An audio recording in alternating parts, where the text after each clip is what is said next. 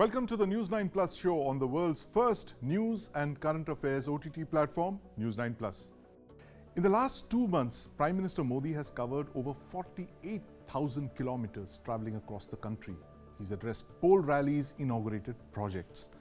But his most interesting trip until now, in fact, his most significant trip until now, is to Jammu and Kashmir on the 7th of March. This is the Prime Minister's first visit to Kashmir after the abrogation of Article 370 in 2019. Joining me to discuss the import of this trip by the Prime Minister to Kashmir are Shah Faesal, Deputy Secretary in the Ministry of Culture, my colleague Aditya Raj Kaul, and my colleague Kartikeya Sharma in the studio here with me. Gentlemen, welcome to the News9 Plus Show. Mr. Faesal, I want to start by asking you, break down the significance of the Prime Minister's visit to Kashmir 5 years after Article 370. I think for anybody like me who is from Kashmir, or like Aditya who has been watching Kashmir for at least for 3 decades or so, I think we can mark the contrast between the way visits of the heads of states or prime ministers used to happen to Kashmir earlier, before 2019, and the way it is happening now. I think one significant contrast would be that I recall that in maybe 25 years before this has happened, whenever a dignitary from Delhi would come in, the first reaction from there would be that Kashmir will mark hartal for that. Right. There will be law and order situations. I have been in the administration. We used to have a lot of headache in dealing with VIP visits from Delhi. But I can tell you, if you look at the social media space today, or if you listen to the conversations on the ground, the kind of enthusiasm, the kind of positivity, energy, which you are seeing in Kashmir this time regarding the Honorable Prime Minister's visit, Right. This is something unbelievable. I mean, Kashmiris these days, when they talk among themselves, they say something magical has happened. What is this, this appreciation, this acknowledgement, this welcome, this great spurt of positivity about? This is obviously about keeping the promise that was made in 2019. And Right. last 5 years, I think Kashmiris have got to witness by their own eyes that how things that were talked about, that there will be development, there will be opportunities for everybody. Moreover, there will be normalcy and peace in Kashmir. I think those things stand delivered today. Right. And that fulfillment of the promise, I think, makes this visit extremely important and different. Fulfillment of the promise, in fact, Mission Kashmir. I want to come to you, Aditya, but first, before that, Kartikeya, to you.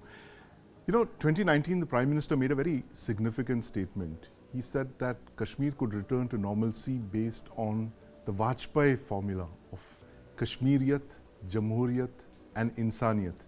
And this would not be dictated by a handful of families. How has the Prime Minister gone about this in the last 5 years? I think Prime Minister's initiative in Kashmir have been transformative.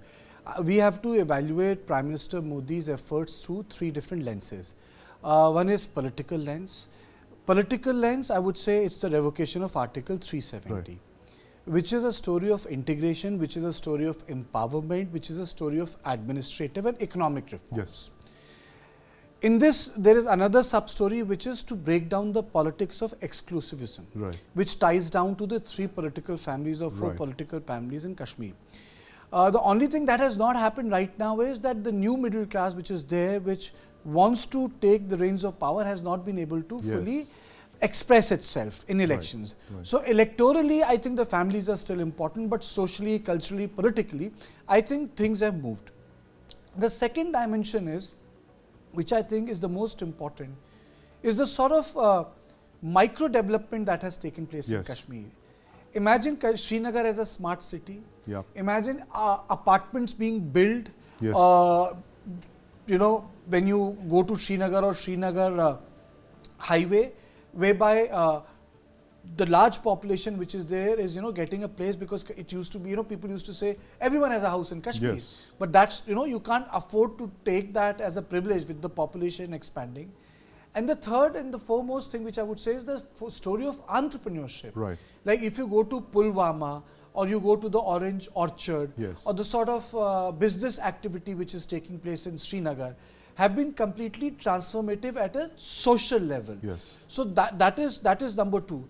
And lastly, I would say that the Prime Minister has also, through the new architecture of the, which is the security grid, Right. has broken that cycle where people could take Kashmir Valley as hostage. Yes. No That's right. work, no school. Hartals, as Shah Faesal Hartals, mentioned. as he said. Yes. So there are a lot of things which are being worked upon, and it has been given a political direction. You see, Right. most of these policies existed, but Prime Minister has been able to give it a political direction. Yes. It creates a sense of purpose in the civil society. Right. That is why you have rappers in Kashmir now. Yeah, I remember that I mean, series that say you did. Yeah. 15 years ago, Yes. you couldn't have imagined a woman rapper in Kashmir. Right. So I think these are transformative changes. Yes. Changes are not incremental, they are transformative when it comes to Kashmir, Right. and that is how I would define Prime Minister Modi's effort. Right, absolutely. And in fact, both of you, both Kartikeya and Aditya, have done two very interesting series on Naya Kashmir, how Kashmir has been transformed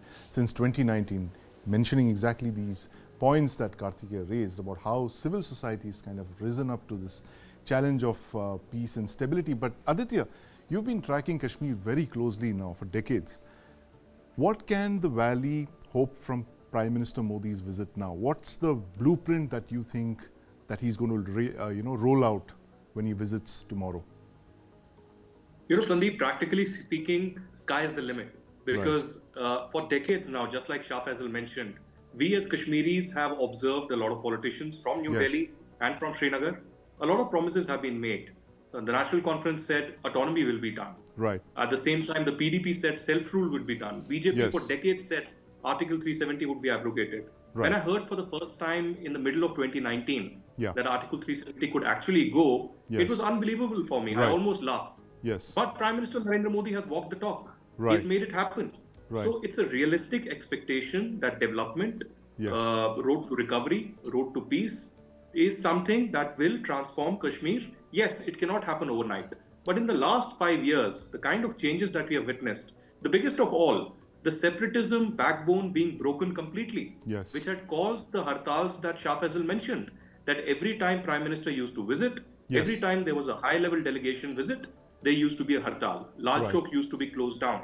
Yes. Biggest of all, the schools and colleges for 6 months used to be completely shut.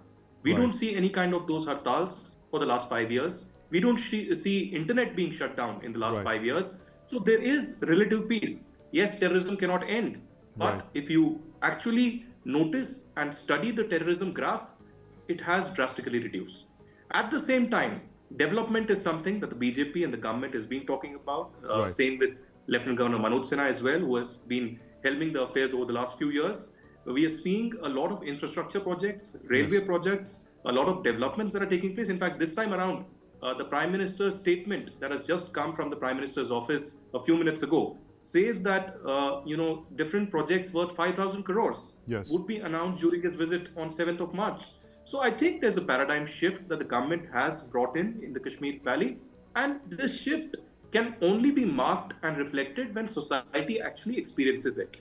Right. And this reflection is visible because not only was a successful G20 international summit for the first time held Absolutely. in Srinagar, Yes. but we see cinema returning to Kashmir. There's a Right. cinema hall after 30 years where Right, people are right. thronging. We see Absolutely. sportspersons also coming ahead. Yeah, So that's a lot of very- examples, That's a lot of hopes as a well. very good point. Very if significant, If you recall, there was a book, I'm forgetting the author, Everyone Loves a Good Drought. Yes.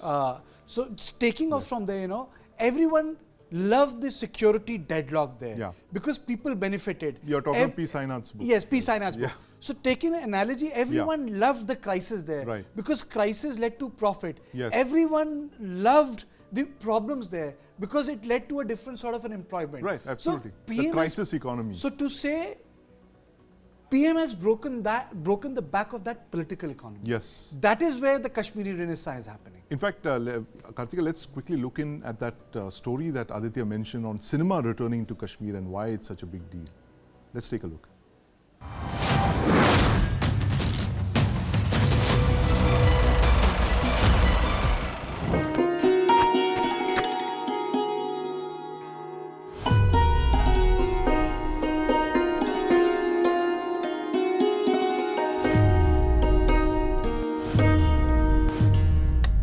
Kashmir and movies together for magic.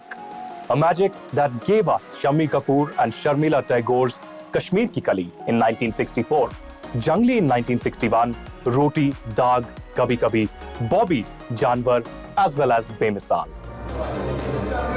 Cinema और कश्मीर का बहुत गहरा रिश्ता है, घनिष्ठ जिसे हिंदी में कहते हैं। इतनी खूबसूरत ये तस्वीर है, मौसम बेमिसाल बेनजीर है, ये कश्मीर है।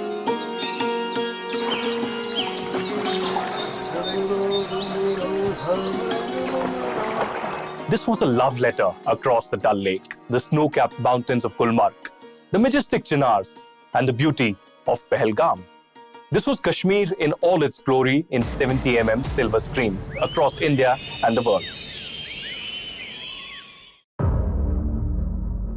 Terrorist groups, bombs and grenade attacks left millions dead, displaced, with shattered silver screens across Kashmir.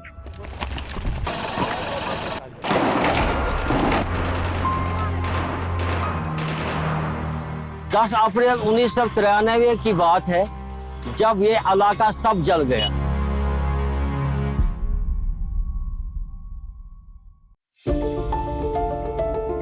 Today, after 32 years of conflict and terror, it's a new dawn for Kashmiris.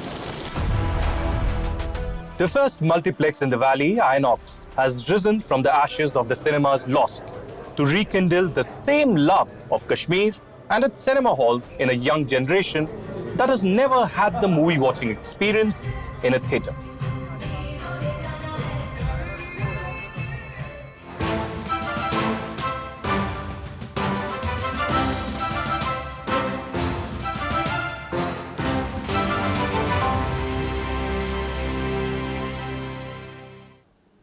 Cinema coming back to Kashmir after 35 years, significant change. And Shah Faesal, when do you think it is that, how many years will it take for a Prime Minister's visit to Kashmir not to make headlines, for us not to discuss it at all? Yes. You know, when do you think that could actually happen? I think when you talk about future, I think one important document which we have not talked much about is, and very few people possibly know about that, is that Jammu and Kashmir presently has a vision document for 2047. Yes. So we know that we have a national vision now under the scheme of Amrit Kal. Yes. And likewise, J&K is actually working under the leadership of Prime Minister Sir and the Lieutenant Governor, Mr. Manoj Sinha ji. We are having a full-fledged vision for almost all the sectors. Right. So it's not something like a very random kind of an initiative being taken that, okay, we will do this, we will do that, a cinema will open here or a market from there. So there's a very systematic, organized effort being made at the governance, as Kartikeya rightly said, at the security level, at the social, at the economic, at the political level. And that vision, in fact, how it is already started to translate is that in last couple of years, we have seen that the GSDP in state, of UT of J&K, it has grown higher national, at an average which is higher than the national average, number one. Number second, one important status which Aditya also mentioned is that around 5,000 crores worth projects are likely to be announced. I'll tell you for readers, an interesting way of comparing this would be that the IMF package which was given to Pakistan a couple of months ago, it was roughly around 5,600 crores. Right. So, and when the J&K budget actually discussed in the parliament earlier this year was around 1.18 lakh crores. Right. And the future, as we were talking about, that the J&K is expected to grow at a rate of 6 to 7%. The GDP is going to be at least 6 to 7 times in the next 25 years. We are expecting to double the GDP by 27, 28. Right. So phenomenal. And if you look at the fine print in that vision document, you will see hyperloop, things like multimodal transit systems, things like advanced AI and robotic technologies being brought in at the governance level, at the health, in the education sector. I think phenomenal change. Phenomenal change. And at this point, I want to bring in Shehla Rashid, who's just joining us. Shehla, welcome to the News9 Plus Show. What can we expect from the Prime Minister's visit tomorrow, and why is it such a big deal, according to you? A Prime Minister's visit to the J&K after 5 years. Right. So first of all, it is his first visit after the abrogation of Article 370.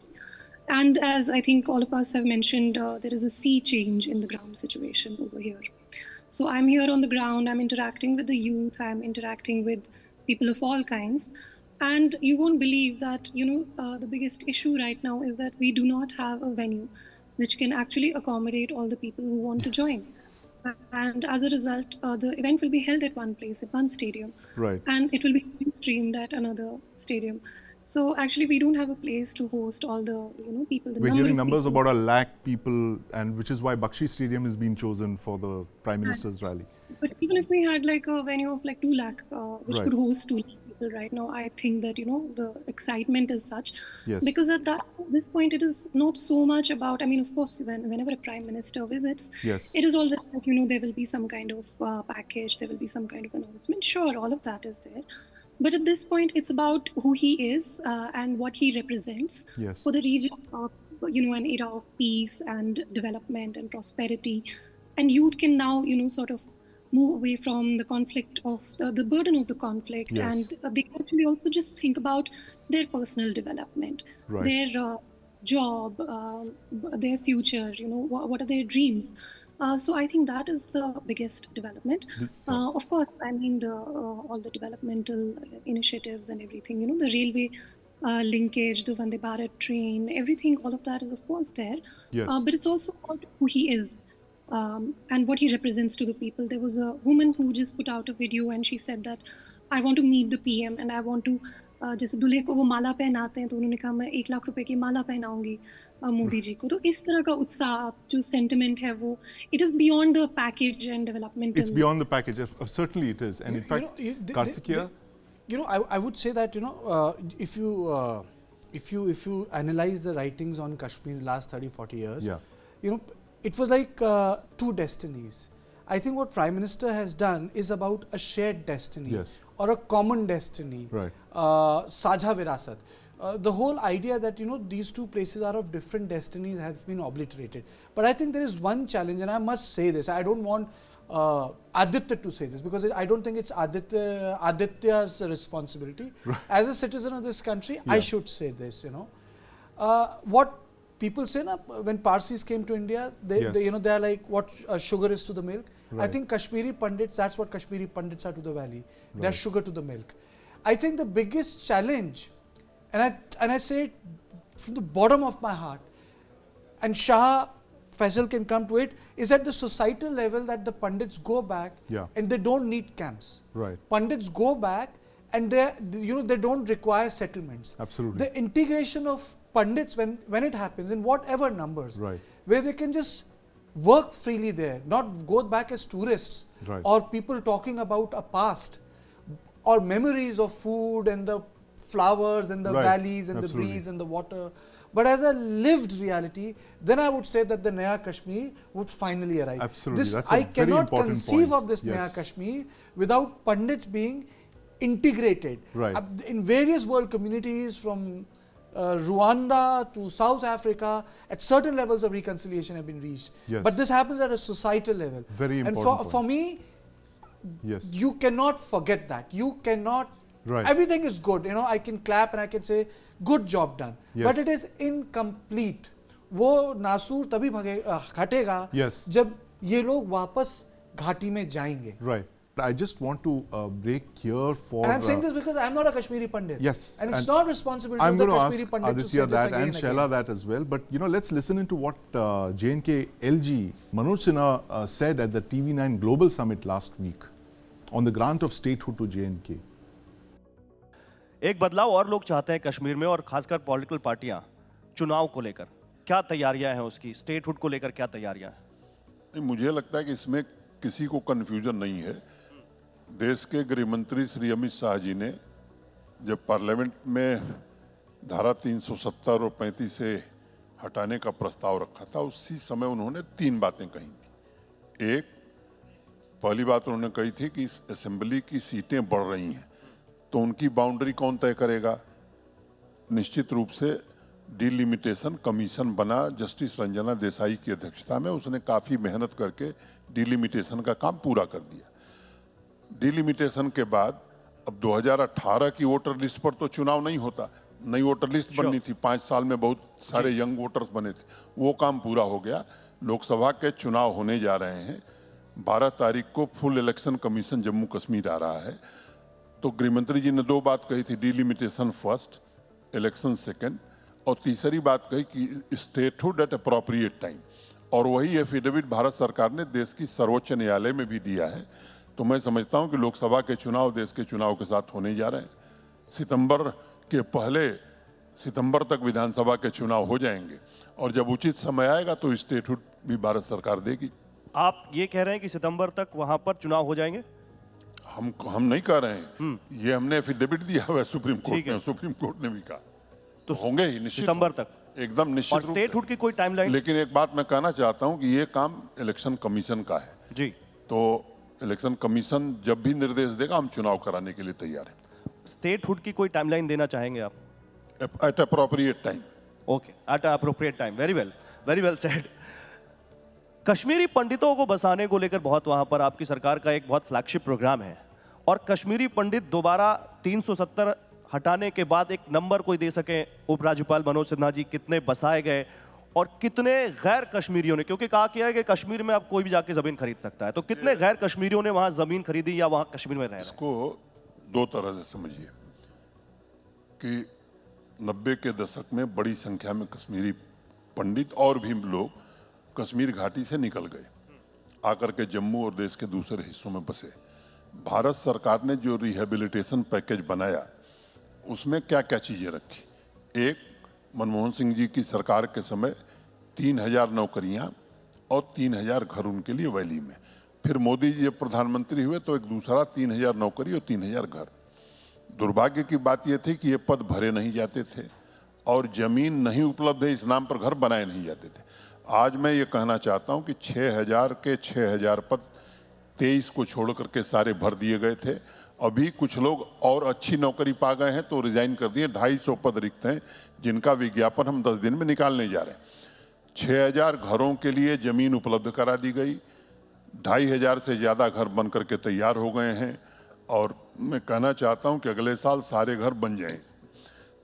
दूसरी बात, इन जो targeted killing की बात आप कर रहे थे, 1-2 हमारे कश्मीरी पंडित साथी जो सरकारी नौकरी में थे उनकी दुखद और निर्मम हत्या हुई थी, तो उनसे मैं निरंतर संपर्क में हूं। मेरे ऑफिस में एक सेल है जो निरंतर संपर्क रखती है और वैली के हर जिले में भी डीसी ऑफिस में एक सेल है जो इनके साथ संपर्क में रखती है। मैं बहुत जिम्मेदारी से बात कहना चाहता हूं कि कश्मीरी माइग्रेंट, खासतौर से कश्मीरी पंडित पूरी तरह से सुख शांति से हैं और मैं आपसे ये जरूर कहूँगा कि आप आइए, आने वाले दिनों में श्रीनगर और वैली में कश्मीरी पंडित भी दिखेंगे, उनके घर भी दिखेंगे और बाकी लोगों के घर भी दिखेंगे। So the LG is saying that elections in Kashmir could be held as early as before September this year. So statehood to Kashmir. I hope a lot of middle class people come out and vote. You know, I absolutely. really hope that. You know. In fact, Shah Faesal, this question, this point that Kartikeya raised, the return of Kashmiri Pandits to Kashmir, without which Naya Kashmir would not. To me, it's a personal. It won't if you ask me, Kartikeya, it's not possible without that. A pre-1990 Jammu and Kashmir, a state of Jammu and Kashmir with Kashmiri Pandits coming back in the numbers that they were in before 1990. You see this as happening in the next couple of years, and how important do you think it is for this reintegration? I think at the societal level, if you look at one step which will possibly lead to the completion of that process of healing, as Kartikeya rightly said, it's the return of Kashmir Pandits. Right. But at the same time, you know, when you talk about what are the indicators of normalcy, I think if there is one indicator of normalcy, it would be a time when Jammu and Kashmir police would have to deal with only the routine law and order or routine criminal responsibilities, crime control responsibilities, rather than terrorism. But unfortunately, you also have to realize that there is a neighbor which runs international consortium of terrorism or which leads in the cottage industry of terror. As long as they are there, it's going to be very difficult for us to kind of reach to that point, although government has been trying very hard to curb the terrorism and to provide a sense of safety to everybody out there. So I think that is going to take some more time.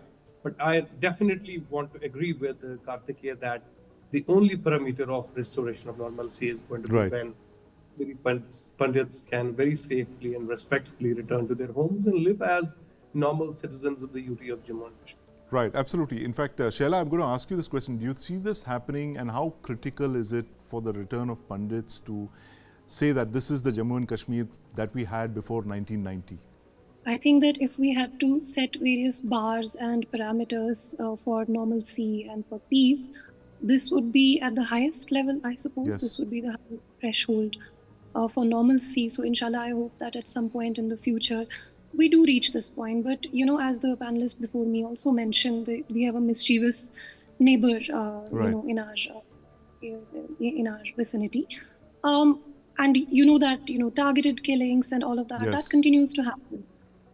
So, you know, what does one say in a situation like this, except that until the time that, and right now Pakistan, you see that it is down, you see that it is, you know, facing a lot of internal crisis, but we also have to remember the geopolitical element, like it can be backed by another powerful neighbor, for example, right? So it's not such a straightforward situation, but I think that the only thing we can say is that we hope that we can achieve a peace, a level of what should I say, confidence, where we can actually achieve this threshold of peace. It is possible, of course it is possible, but at this point we still see targeted killings and all of that. So yes, challenges ahead, Kartikeya. And you know, Aditya, this point that Shehla mentioned about the fact that we have not just one meddlesome neighbor, but two, one backed by the other. How much of a problem is this going to be to return J&K to pre-1990 status, given the fact that you have a collusive alliance between China and Pakistan, and they've both continued to occupy parts of the erstwhile kingdom of Jammu and Kashmir? You know, it's going to be troublesome, it's going to be challenging, but we have dealt with challenges over the last 3 decades. And even though these challenges have existed, the government has proven its mettle by abrogating 370 and ensuring normalcy in the valley at a time when Pakistan actually said that there will be a bloodbath, Kashmiris will come out, there'll be killings, etc. Nothing of that sort has happened. In fact, we don't see any kind of stone pelting. We also don't see any kind of a law and order situation in the worst areas, including Pulwama, Kulgam, Shopian, and other places. So yes, Pakistan will be a challenge because, as they say, you know, proxy terror is something that they will continue. It's part of their foreign policy. China, again, is a tricky neighbor that we have realized post-2020 Galwan. But at the same time, you know, we were being complicit by not changing the ground realities. That we have realized 5 years ago, and a lot of changes have been done. Just like, you know, initially someone mentioned, I think Kartikeya, that a lot of notorious political families in Kashmir have been made irrelevant. They might have mass support. They might still win elections and contest elections. But that does not mean that the people are with them. People are increasingly realizing the corrupt politics, the cottage industry of terror and separatism that ran for years together with political backing. And that will certainly not be the order of the day. By domestic changes, by bringing a domestic paradigm shift in the policy, Prime Minister Narendra Modi has ensured that no freebies will be distributed. These 5,000 crores that will come out is a part of a development package. It's part of an infrastructure, robust rebuilding package, not freebies or special status that so-called Kashmiris enjoyed. We Kashmiris are equal Indians. And I think the government is on the right path. Just that more jobs, more development is something that the government needs to work. Right. Closing comments, Kartikeya. I would say, if you ask me what I'm looking forward to, Dekho Apna Desh campaign, which the Prime Minister is going to launch tomorrow. Because I feel as someone as a Kashmir lover, that, you know, in context of tourism, it's like certain location specific. You ask anyone from India, where did you go to Kashmir? Sir, I went to Gulmarg. So where did you go to Kashmir? I went to Srinagar. Then where did you go? I went to Pahalgam. So, you know, but there's more to Srinagar Valley than these places. Like, for example, the areas around Dachigram or Rusuf Marg, or there are areas in Jammu, Doda, you know, I have traveled through those areas. Kashmir is beautiful, you know. It's Jammu and Kashmir, it's beautiful. So I think that Dekho Apna Desh campaign, you know, other sectors can open up, other valleys can open up. I am looking forward to it. And at a personal level, I really feel if there's some reform that can take place, at the hotel level, I've been cribbing We need saying more this to hotels, Aditya, absolutely. Yes, yes. It's really difficult to have that top shot, hotel because the prices are through the roof. If some reform can take place, then, you'll find me in Kashmir every winter and every summer. Right. Peak. Absolutely. Tourism, Kartikeya, emphasizing that one bedrock of Kashmir's economy, which is tourism. Of course, we're going to see more of this from the Prime Minister's visit tomorrow on his vision for Naya Kashmir. We finally seem to have got our internal troubles in order. The challenges now remain external, as our panelists just mentioned. But thank you very much, Shah Faesal, my colleague Aditya Raj Kaul, and Shehla Rashid for joining us this evening to talk about the Naya Kashmir. Thank you, Kartikeya. Maharashtra is a unique state in India's political landscape. It's India's most prosperous state, an industrial powerhouse. It has the second largest number of Lok Sabha seats after Uttar Pradesh. We know all that. But the last time it gave a mandate to a single political party was in 1990, 34 years ago. And since then, coalition governments have been the norm. Now, while the BJP is back in power, leading yet another coalition, the state is a major worry for the Saffron Party. Joining me to discuss the BJP's Mission Maharashtra are Vishwas Pathak from the BJP, Reni Abraham, and my colleagues Kiran Tare and Brijesh Pandey. Gentlemen, welcome to the News9 Plus Show. Kiran, could you bring us up to speed on BJP leader Amit Shah's late night meetings with the Maharashtra Chief Minister, the Deputy CMs? What's cooking in Maharashtra? What are the troubles ahead? The point is that here BJP has been trying to win maximum seats in Maharashtra. Yes. Because it seems that Maharashtra has been the most difficult state for the BJP all over the country. And the reason here is why there are so many parties. There are two Shiv Senas, there are two NCPs, plus there is a BJP, plus there is Vanchit Bahujana Aghadi. Yes. So everything has been a mix. And there is no election in last 4 years. So nobody knows in which way the voters' mind is moving. Which way the wind is moving. Right. So the point here is that the BJP had won last time 23 seats. Yes. It wants to repeat those performance again. Right. But with a bigger margin. Right. If the BJP wants to achieve its target of 370 seats nationwide, it has to win at least 30 seats in Maharashtra. Absolutely. So for that, the BJP has to contest at least 32 to 33 seats, and that is what the BJP and particularly Amit Shah is trying to convince Eknath Shinde and Ajit Pawar to give the BJP maximum seats so that they can fulfill their dream and they can achieve their target. What Eknath Shinde and Ajit Pawar are demanding in return is also very equally important. Yes. They are demanding respect from Amit Shah. They are not demanding too many seats, but they want Amit Shah to behave with them. They want not to repeat the same fate Uddhav Thackeray met with the BJP alliance. So Eknath Shinde and Ajit Pawar, they have clearly sent out their message. That they are standing with the BJP, but in return they want respect. They want respect. They want bigger share in the pie. We should discuss this point. Mr. Pathak, how important, how crucial is Maharashtra to the BJP's Mission 370? Basically, Honorable Prime Minister of India, Mr. Narendra Modi, has given the target of 400 plus. Yes. Along with your alliance partners. And therefore, each and every state is equally important. Right. As far as Maharashtra is concerned, Maharashtra has got 48 Lok Sabha seats available. And we are planning to contest all the seats along with Ajit Dada NCP group, Eknath Shinde Shiv Sena group, and we want to win each and every seat. Right. And that is why we are under discussion. Who would fight how many seats is the secondary question. Right. Who has a winnable candidate available is what we are discussing about, and we are very confident the alliance of these three major parties and also smaller parties will fetch not less than 45 Lok Sabha seats. Right, 45 Lok Sabha seats. Brajesh, is that a fair number to assume that the BJP will get? BJP always pegs the number at a much higher situation where compared to what they are going to win in that particular state, 370 the Prime Minister is saying, but it's a figure which makes a resonance with Article 370. It's an aspirational number. But the fact of the matter is that BJP would want to better its previous record, and because the Prime Minister would want to go down in history saying that as someone who kept on improving his number of seats in subsequent Lok Sabha elections. What I would personally feel is that two states where the BJP has done maximum electoral engineering are the two states in which they are facing their biggest challenge. One is Bihar, the other is Maharashtra. Absolutely. They have gotten JDU on their side, but they're still circumspect and they're not very sure about repeating their last time's number, which is 39 out of 40. Same is the case with Maharashtra, where they have engineered a split in Shiv Sena. There's a split in NCP. There are claims that that the other sides, Uddhav Thackeray and Sharad Pawar's faction has been marginalized.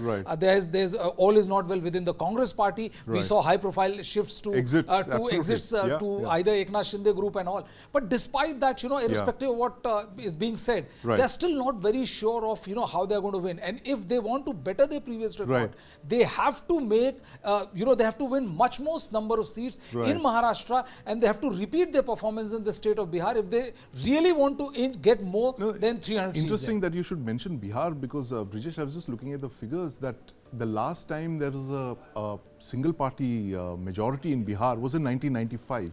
Just 5 years after Maharashtra. So both states are very huge in terms of Lok Sabha seats, and they have the similar challenges now. But Reni, this Maharashtra, why is it so much of a challenge for the BJP now? Given the fact that there are so many political parties. There were 4 years ago, and today there are 6. So how much of a challenge is this for the BJP when it comes to Mission 370? Well, the challenge is huge. I mean, notwithstanding confident statements that are emanating from the BJP quarters.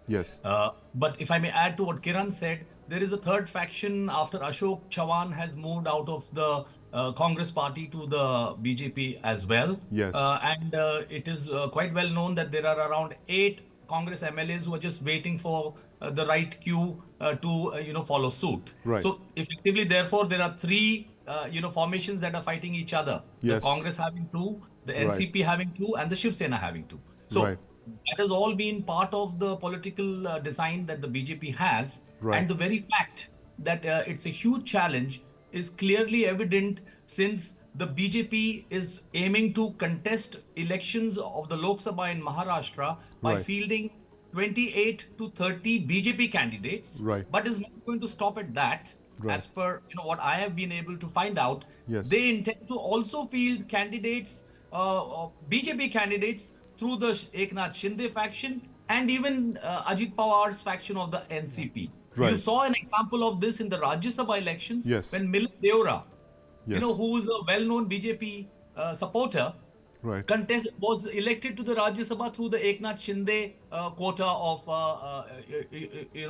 candidates for the Rajya Sabha. So that is in effect how they are seeing it as a huge challenge. And like Brijesh said, I would like to add to that also, apart from Bihar and Maharashtra, there is also West Bengal, where they had got 18 Lok Sabha seats the last in 2019. So first it began with the BJP saying that we must retain those 18 in any which way. But as Sandesh Khali and other aspects have played out, today the BJP is saying that we are confident of getting around 30 Lok Sabha seats from West Bengal also. So, politics as unpredictable as it gets. But Mr. Vishwas Pathak, there's this notion that the BJP today is the dominant political party in Maharashtra. That's a fact. In the last decade, we used to talk about the Sena BJP at one time. Now it's the BJP and the others, Absolutely. So, the BJP is a dominant party. It's been accused of muscling in the smaller coalition partners. Kiran mentioned this point about respect. How does this play out when you're looking at seat sharing in, amongst 2 or 3 political parties? The fact that the BJP is now such a big dominant force that the other political parties are getting threatened by it. Of course, BJP is a very strong force in Maharashtra. It is mainly because since 1990, in assembly elections, for the first time, a single largest party emerged was BJP in last 2019 elections, when BJP bagged more than 106 seats. Prior to that, BJP got 122 Vidhan Sabha seats. Yes. All I'm trying to put here, that BJP is a strong player here. Right. And now, with Mr. Modi ji at the helm of affairs, there is a double engine ki sarkar, wherein Mr. Devendra Fadnavis, Eknath Shinde, and Ajit Pawar, yes, they are all working hand in hand. And now all three parties, NCP led by Ajit Pawar, Shiv Sena led by Eknath Shinde, yes, and BJP led by Devendra Fadnavis, we are working as a one unit. So we are not worried about who is going to fill how many candidates. Right. We are worried about how to grab entire 48 seats. Right. That is what our objective is. And accordingly, discussions are going on. Maybe in the day or two, that announcement will be made. And we are very confident, not less than 45 seats out of 48 seats will be won by this Mahayuti. Right, not less than 45 seats. Very optimistic projections there by Mr. Vishwas Pathak there, Brajesh. But how crucial again, I mean, the BJP has never, no Sena BJP formation has managed to sweep the state. What are the indications that you're getting? Is there a wave on the ground in favor of the BJP? The BJP is clearly coming back to power. That's what the opinion polls say. But in Maharashtra, we are still not very BJP is sure. coming back to power is yes. Many people who are working on the ground are saying, the pollsters are saying, but the fact of the matter is that, Maharashtra and Bihar still remains the two states where BJP is yet to crack the winning formula. Because had it been that they have been so overtly confident, they might not have gone down to this level of maneuvering, which we are witnessing as we speak in the state of Maharashtra. So it's the case with the state of Bihar. And I think, the BJP this time is also working with a philosophy that come what may. Even if we have the upper hand, we'll make sure that if there's a margin, we'll make the margin bigger. So this is the reason why, all kind of permutation and combination is at play. The caste census has to be exactly, the caste calculus has to be, perfected to a level where it yields maximum output for the BJP and also its alliance partner. So, I mean, but despite all having said all of it, engineering splits in all the big parties, major defections from the Congress, the BJP is still not very, very sure about whether it is going to crack what Mr. Pathak was saying, 45 out of 48. Right. The battle is still out open. Yeah, but we should, Brajesh, not forget the JP factor here. There's a JP factor there was a JP factor in Bihar, there's a JP factor here in Maharashtra as well. Jarange Patil. Kiran, how important is the Jarange Patil factor going to be in the elections that are coming up? So very interestingly, Jarange Patil was very relevant and very topical till 2 weeks back. But now his credibility is on decline. It has emerged that Jarange Patil was a political ploy. Since then, Jarange Patil's popularity or his relevance in the politics has drastically reduced. Here the factor is not JP, but the factor is SP, and that is Sharad Pawar. Sharad Pawar's moves will be very interesting to see, and what Sharad Pawar's plans are here for the Maharashtra Vikas Aghadi, how he manages to get Prakash Ambedkar on his side, that will tell the picture. Right, absolutely. Mr. Vishwas Pathak, the fact that the JP movement does not seem to have got much traction on the ground, are you relieved by that, or do you think that he could still be a force to reckon with in the elections? By JP, I mean Jarange Patil. We were never worried about Jarange Patil. So we respect his demands and we are trying to fulfill it also. So whenever the movements are there, Maharashtra has witnessed that in elections, this has hardly impacted anything. So election is different ball game. Movement like Jarange Patil's movement is altogether different. We have seen many such movements in past also, but that never impacted political scenario.